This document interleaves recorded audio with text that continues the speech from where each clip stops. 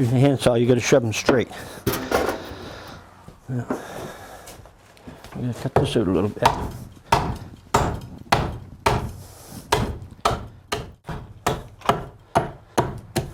There. And you just cut that down like that.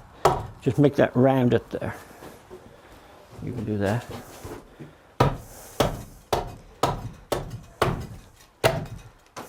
Just keep cutting it out. Don't cut too deep. Go right out to the saw cut. Going back too far. There, like that. Smooth, because we're smoothing it up with the draw knife.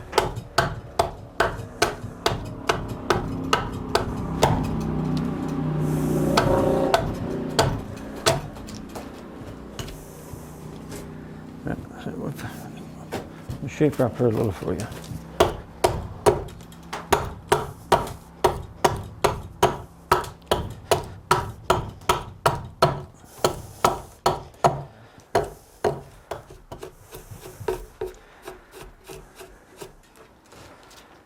Shape her a little deeper there.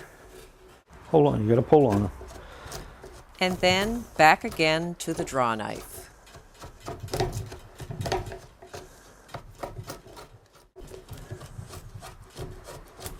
Now, Father, he used to buy a steer, and then I'd make a single yoke for it and play with that. And then first thing he'd come home with a mate to it, and then I'd have to go make a double yoke for them. And I used to make a lot of yokes when I was going to school. Or not going to school. And then when I was, yeah, I was supposed to be going to school.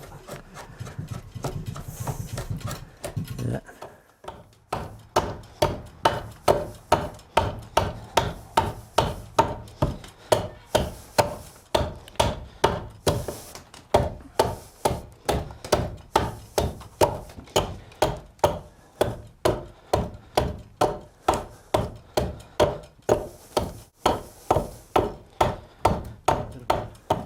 I don't think the wood pile will be in the way.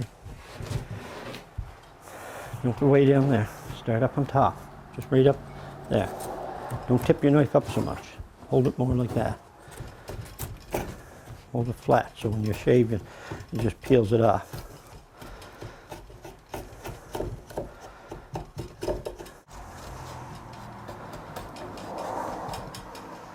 Then shave it up like A that. yoke is fairly complex. The design is the same, but the style differs for each pair of animals. Yeah. Years ago around here, they used to have a lot of single oxen. And then if they had any heavy work like for do, they'd go to work and borrow the other feller's oxen, they'd yoke them together. And they'd work on that. Now, these here's the pins here. You hook the strap over that pin like that, and you have a big pad on there so it protects the ox's head. And the strap goes around like that, and it comes across here. And it goes up around here like this, and it goes down through here, like that there. And the ox's head you see is in behind that, and that's what he pushes with. He don't pull with the yoke, he pulls with the strap for his head. Yeah. And then you wind that around his horn. But that's the way it is. There's where we cut out for the head hole, for the head to go in. And there's where you cut out for the straps. And this here's where you cut down. This here's called the crown. This here sticks up over the yoke. And the better you make this here look, the better the yoke looks onto it. And then you got to cut in here and cut that out. And that's where the oxen, the irons goes on for the hook of chain too, for the pole and stuff. And that's called the draft of the yoke. You don't get this cut right here where the oxen won't work, like you can't get their head in place to work. So this here's got to be so when the oxen comes down on the pole, the yoke will set like that so they can bring their head down. And so they can't sweat. Then you have a pad on there and the ox pushes again the pad. And the wagon stuff's hooked here, and this strap and stuff holds it up tight to his horns and head so he can't move onto it. And that's about all there is to a yoke.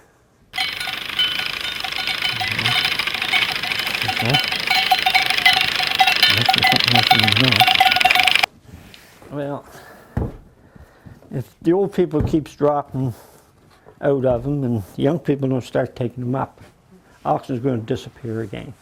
Around here in the late 50s and 60s, oxen disappeared. And then younger people started taking them up again for exhibitions. And some of the older people, after they retired, well, they went back into them for exhibition and stuff. But there was always a few around on the farms and stuff. A few old people who never went into tractors and stuff.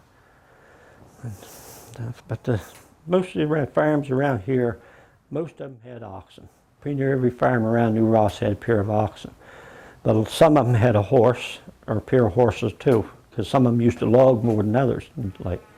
So they used the horses in the woods in the winter time, and the oxen too. And stuff, but nobody uses them anymore. Joe, come on. No jumping here across the ditch. Come on. Come on. There. They'll go that way towards getting the yoke off of them. But to go away from it, going up, they don't like it. There aren't many Roy Levy's around Yes, there's more anymore. cats here But than the things Roy learned in the old school way are the things we need to preserve. The simple way